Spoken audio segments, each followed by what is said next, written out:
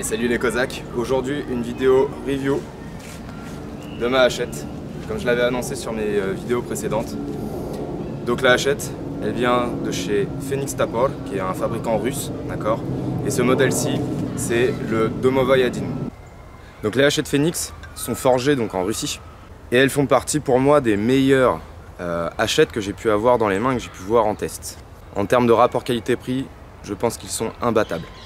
La hachette que je vais utiliser aujourd'hui pour cette review, pour ce test, c'est la hachette que j'ai utilisée lors de mon expérience retour à l'instinct primaire.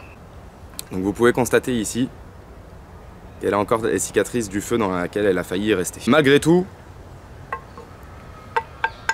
elle a bien brûlé, mais le bois, lui, il est encore nickel, encore très solide. Et ça fait aussi partie des choses qui m'ont fait apprécier cette hachette. Sa robustesse, c'est-à-dire que je l'ai utilisée pendant 3 semaines. Intense, parce que j'ai coupé du bois tous les jours avec, je m'en suis servi tous les jours, et elle n'a pas perdu ni son fil ni son mordant. Du coup elle a survécu comme il fallait. Donc comme vous pouvez le constater, elle est loin d'être neuve maintenant. On voit bien que l'acier a pris un peu, le bois comme je vous le montrais, d'accord, et malgré tout voilà, elle est toujours intacte, elle est toujours aussi fonctionnelle. Autre point, elle a pris le feu, mais elle a pris aussi beaucoup de pluie, puisque lors de mon séjour en retour à l'instinct primaire, il n'a fait quasiment que pleuvoir, donc elle a pris l'humidité, elle a rouillé un petit peu, et voilà. J'ai juste eu besoin de la nettoyer un petit peu en rentrant de mon séjour, qui a laissé quelques marques dessus, mais rien de bien méchant. Je m'en suis à nouveau servi il y a quelques semaines en Bulgarie, pour un autre aspect de la survie, et là-bas, on a été amené à casser des pierres, parce qu'on avait besoin de libérer un peu d'espace et de pouvoir en récupérer pour faire le feu, etc. Et en fait on s'est servi du côté marteau pour frapper donc sur le couteau de mon ami Momchil. Et comme vous pouvez le constater, le côté marteau a pris quand même quelques impacts, puisque le dos, enfin le pic du couteau de mon ami était en pointe pour faire un brise-vitre en fin de compte. Et comme vous pouvez le constater, bah, l'acier il a pris un petit peu, mais pareil, rien de bien méchant. Le bois en lui-même aussi a pris un petit peu, puisque bon, bah, des fois on loupe, on tape sur la pierre, etc. Mais encore une fois, elle n'a rien perdu de sa robustesse. Pour ce qui est de la hache en elle-même, c'est ce qu'on appelle une hache barbue, en fin de compte. Comme vous pouvez le constater, tout le pendant ici permet de caler la main derrière. Et ça fait partie des détails qui m'ont fait choisir cette hachette en fin de compte. Parce qu'elle permet bien évidemment un travail de longue portée, même si c'est qu'une hachette, avec laquelle on va pouvoir fendre et couper du bois. Mais cette partie-là permet aussi de pouvoir tailler, de pouvoir faire des travaux un petit peu plus minutieux. Et ça fait partie des hachettes que je préfère en fait, quand elles sont barbues comme celle-ci. Autre point que j'aime beaucoup sur cette hachette et qui sont uniques en leur genre, c'est donc la forme de ce manche. Et en fin de compte, au départ, l'esthétique me faisait un peu bizarre, et en fin de compte, en prise en main, c'est juste excellent. Parce que ici, on a vraiment un blocage au niveau de la main, ce qui nous empêche de glisser et de perdre la hache lors de l'utilisation. L'avantage de ça, c'est que ça évite de devoir mettre une dragonne en fait. On n'a pas besoin de créer un trou, de mettre une dragonne, parce que vraiment, ici, on a vraiment un super maintien de la main. On peut se retrouver à l'avoir même ici, ici, ici, ce qui fait que ça laisse 4 doigts avant de se retrouver à la lâcher. Et je peux vous assurer que avant de les lâcher, les 4 doigts, il y a de la marge. En termes de poids, cette hachette pèse 1,1 kg. Donc, ce qui peut paraître un peu lourd au premier abord comme ça, mais en fin de compte, c'est relativement correct pour un homme, je pense surtout, ou pour quelqu'un d'assez musclé. L'avantage des 1,1 kg, c'est que le poids fait tout le taf à notre place. Ça évite de devoir mettre beaucoup de coups. Alors voici à peu près pour les caractéristiques de la hachette. Maintenant, je vais vous montrer quelques exemples de travail avec. Alors ici, c'est pas comme en Bulgarie, je vais pas avoir l'occasion de le faire. Mais le côté barbu de la hachette permet aussi un truc assez sympa, qui est de pouvoir caler des branches ici et de pouvoir en fin de compte les tracter s'il y a beaucoup de poids. Par exemple, quand je m'amusais, enfin je m'amusais pas, mais donc quand je coupais les branches de conifères pour pouvoir faire la toiture de notre abri en Bulgarie, j'en coupais énormément et ça faisait un poids assez lourd, difficile à transporter à main nue. parce que les mains glissaient dessus ou on voulait pas se faire mal, etc. Donc je pouvais caler toutes les branches là-dessus, enfin pas toutes, mais en tout cas celles qui étaient au sol, et laisser les autres par-dessus, et ça me permettait de tirer tous les branchages en un seul coup. Et encore une fois, grâce à ce manche et à cette forme, ça me permettait de tirer sur des longues distances, même quand ça agrippait, je ne perdais pas la hachette. Au pire des cas, je cassais quelques branches, mais c'était pas dramatique. Allez, on est parti pour un peu de coupage de bois, encore et toujours. Voilà, donc là on va travailler sur du bois morse, qui est du bois forcément plus dur que du bois vert. Ça va vous permettre de vraiment vous rendre compte de la qualité de la hachette. Donc là j'ai un petit tronc. Si admettons on veut déjà couper la branche ici,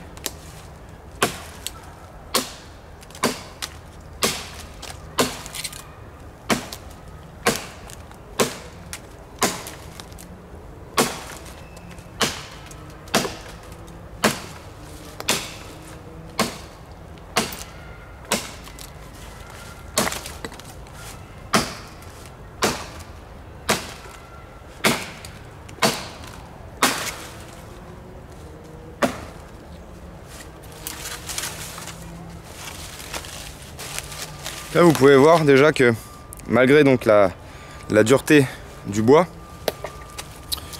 on a quand même de belles entailles bien propres, bien nettes, et ça c'est cool. Si on s'attaque à quelque chose de plus gros maintenant,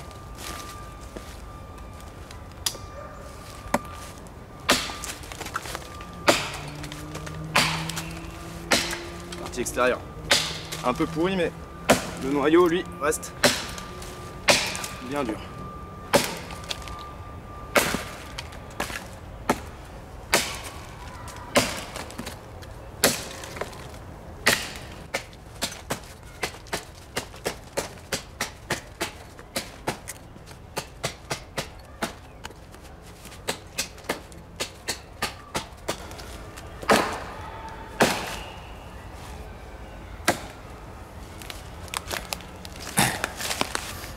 Voilà, vous voyez que un bon gros tronc bien dur comme ça, bah, il met quand même pas très longtemps à partir. Et c'est ce qui m'a principalement bien aidé lors de mon séjour en Bulgarie, parce que du coup, tous les soirs il nous fallait du bois, tous les soirs il fallait alimenter, donc il fallait couper du bois. Et le pain dur, enfin le pain sec pardon, il est assez dur. Et donc pour pouvoir le couper en petites bûchettes, il n'y avait rien de mieux que cette hachette. Voilà, je vais vous montrer d'autres exemples maintenant de ce qu'on peut faire avec. Alors là je viens de trouver du bois vert qui était déjà coupé. J'ai pas eu besoin de le couper. Je ne peux pas si j'ai pas l'utilité de couper forcément quelque chose. Et donc voilà, une belle branche. Alors je ne saurais pas vous dire ce que c'est comme essence.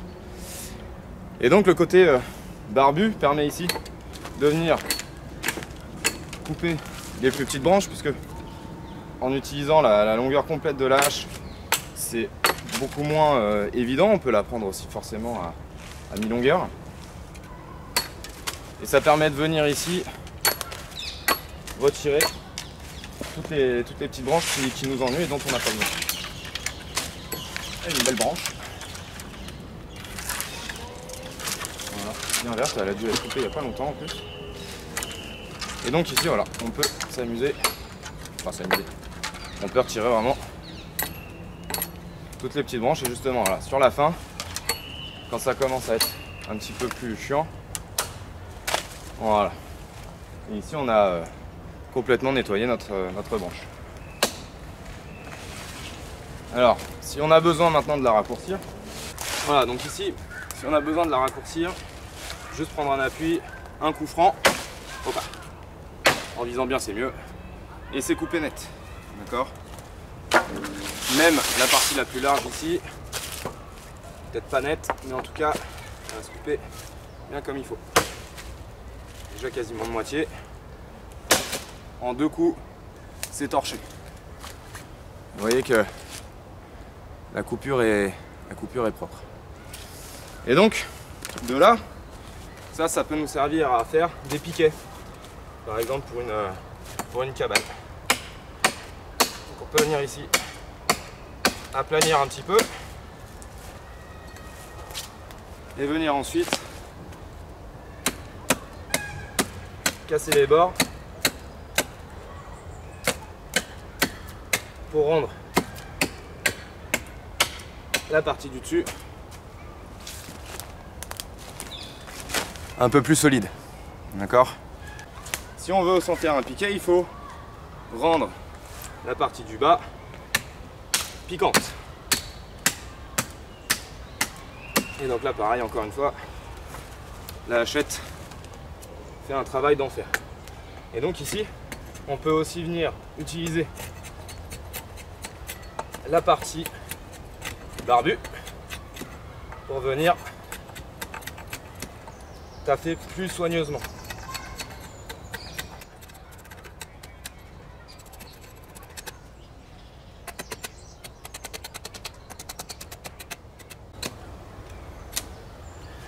Voilà, ce qui nous fait une belle pointe.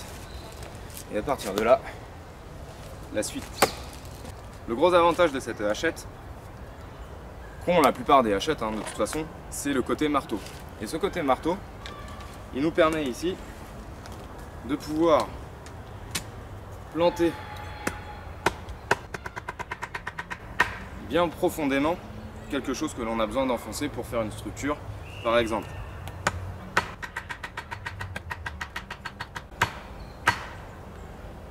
Voilà, et eux, il était là, il était là. Il est passé à ça assez rapidement. Et ça fait partie d'un des autres gros points forts des hachettes pour ma part. J'en profite d'ailleurs pour parler d'un petit peu du principe des hachettes et surtout des localités dans lesquelles elles sont utiles. Quand on regarde les forums de bushcraft ou de survie, etc., beaucoup prônent la machette. La machette est un très bon outil, mais tout dépend, en fin de compte, dans le biotope et le milieu où on est. Pour nous, Français, dans la plupart des forêts de France, les machettes sont quasiment inutiles en fin de compte. Je sais, moi j'en ai une très bonne, une Kukri, et depuis que je l'ai achetée, je m'en suis quasiment jamais servi parce qu'en fin de compte, à part à tailler ma haie, elle me sert à rien en fait. Dans les bois, très clairement, c'est pas l'utile. Que la hachette, elle fait vraiment tous les tafs comme il faut. Comme vous avez vu, j'ai pu couper un tronc comme ça, je peux en couper même des plus grands. La partie du lit que j'ai utilisée pour retour à l'instinct primaire, c'était une planche qui était vraiment très large. J'ai réussi à la couper avec. À la machette, ça aurait été simplement impossible. Vraiment, la hachette, pour les biotopes comme on a en France, les biotopes européens, on va dire, c'est vraiment l'idéal. Alors cette hachette, elle sert aussi à bâtonner. Le côté fendoir, il est bien là. On peut très bien fendre ses bûches pour Noël, on peut pour la cheminée, etc. On peut très bien bâtonner pour du petit bois, on peut faire des feather sticks avec, on peut faire vraiment énormément de choses et ça c'est vraiment le top quoi. C'est un bon compromis. Moi je pense que l'idéal c'est, parce que bon ça sert à rien de partir à chaque fois en forêt suréquipée, mais je pense que l'idéal c'est une hachette, un petit couteau bushcraft et avec ça on est paré à tout. Une petite scie pliante si jamais il y a besoin. C'est vrai que le côté scie est pas mal, ça permet d'avoir des coupures droites tout de suite pour pouvoir bâtonner, fendre, etc. C'est quand même plus pratique. On peut faire des coupes droites avec la hachette, mais bon, ça nécessite forcément plus de taf. Et l'économie d'énergie en survie bushcraft, elle est quand même primordiale. Alors les hachettes Phoenix, elles sont aussi fournies avec leur petit étui en cuir. Très belle finition, très propre, très joli, qui s'enfourne donc comme ceci et qui vient se refermer devant avec ça. On le remonte ici, on ouvre, on sort la hache et on peut la refermer. Gros point fort des hachettes Phoenix, c'est qu'elles sont vendues avec un petit porte-hachette ici en cuir, d'accord, que l'on vient placer ici et qui permet de maintenir et de transporter sa hachette très facilement. Ça c'est un point fort, pourquoi? Parce que la plupart des autres fabricants ne le vendent pas avec. Et pouvoir transporter son objet facilement, c'est quand même la base, sans devoir avoir à investir une option ou quoi que ce soit d'autre.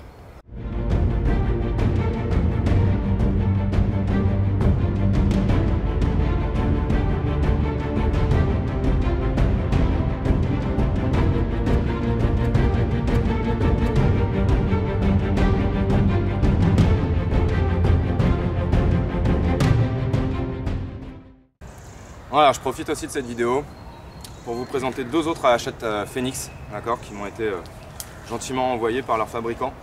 Donc ça, c'est celle que je vous ai montrée, la Phoenix Domovoy Yadin, donc qui fait 1 kg.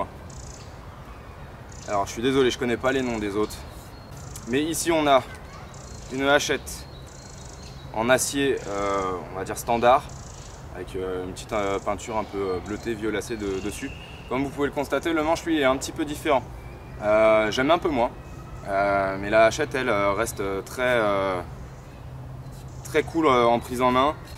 Vous voyez, donc en acier bleuté, le manche un tout petit peu moins proéminent à la fin, ce qui permet un moins bon maintien je pense. Mais ici voilà, l'acier qui descend et qui permet une protection du manche à ce niveau là un peu plus longue. Et voilà, comme vous pouvez le constater sur la mienne on ne le voit plus parce qu'il a tellement pris que voilà. Mais le maintien du manche il est quand même vachement bien parce qu'il y a une barre en plein milieu, une petite ici et une plus longue ici. Donc ça vraiment c'est impeccable, normalement ça devrait vraiment pas bouger. En termes de fendage, vous voyez qu'on a à peu près le même profil, un petit peu moins évasé ici et ça se resserre pas à l'intérieur. On va pouvoir tester ça après. Pareil donc vendu avec son petit fourreau en cuir. Voilà, plus sobre, plus simple. Celle-ci est plus légère que la mienne, enfin que la mienne, c'est toutes les miennes, mais donc celle-ci est plus légère, elle doit faire à peu près 700 grammes, 750 grammes je pense. Toujours le côté marteau ici, ouais. Et l'étui en cuir, toujours aussi sympa, vraiment cool. Dans ce lot de hachettes, il y en a une qui est vraiment magnifique, c'est celle-ci. Celle-ci donc elle possède le même manche que la Domovoy Yadin. Elle fait à peu près le même poids que l'autre, elle doit faire à peu près 700 grammes, d'accord. Le manche ici, toujours aussi impeccable, ça c'est cool. L'étui, ne permettant pas la gravure du Phoenix dessus, parce que de par sa petitesse, dirons-nous, mais quand même très sympa et qui ressemble beaucoup à celui que je possède sur la Domovoy Yadin. Et donc là, on a une hachette qui est un petit peu différente de par son acier, puisque là on est sur de l'acier Damas. Et elle est vraiment magnifique. Donc toutes les trois sont des haches barbues, d'accord. Mais là ici on voit que le côté marteau lui a été un petit peu plus marqué, un petit peu plus profilé. Elle est vraiment très jolie. Les motifs aussi sont très sympas. Voilà. On a toujours, donc là on a un fendoir qui est bien plus prononcé que sur la précédente et qui doit vraiment bien faire le taf. Et on va pouvoir essayer ça ensemble dès maintenant. Donc ici je suis sur un tronc très gros, d'accord. Je vais pas m'amuser à le couper en entier, mais on va pouvoir essayer chacune des trois hachettes pour voir un petit peu les différences.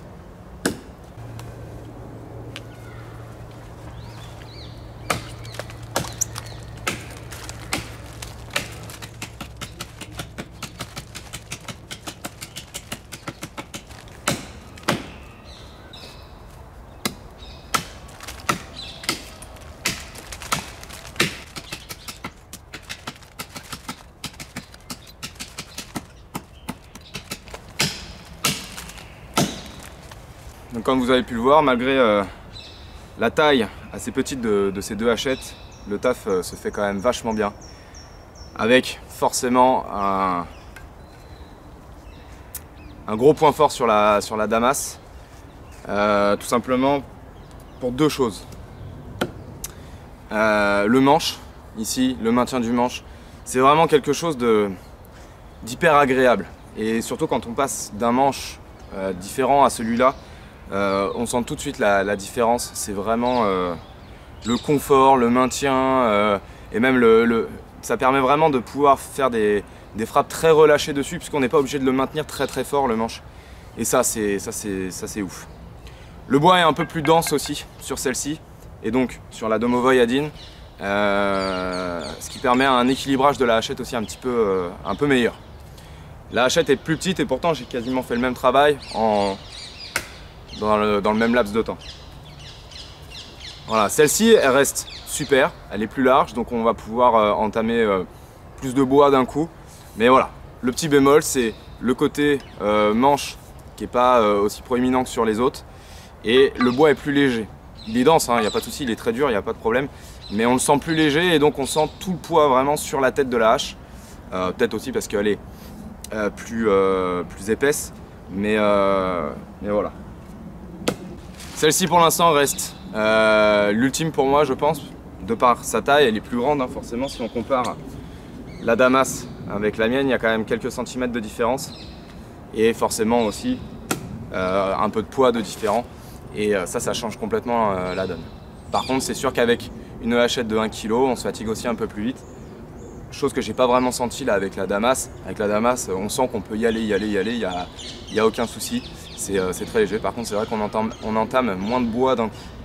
Voilà les amis, j'espère que cette vidéo vous aura plu. Si c'est le cas, n'hésitez pas à vous abonner à la chaîne, n'hésitez pas à mettre un like, ça fait toujours plaisir. Si vous avez des questions en commentaire, n'hésitez pas à me les poser aussi, j'y répondrai avec grand plaisir.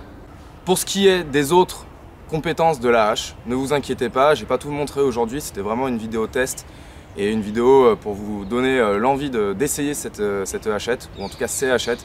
Vous pouvez visiter leur site, ils ont vraiment énormément de choix, ils ont des haches à 2 mains, beaucoup plus longues, ils ont des haches à bois, ils ont vraiment énormément de choix et énormément de différences et de variantes.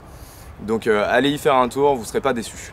Comme je le disais, j'ai pas tout montré le potentiel de la hachette sur cette vidéo, mais je vous montrerai dans des futures vidéos comment faire des feather sticks, comment tailler, comment découper, comment voilà, faire tout ce qui est possible de faire avec cette hachette.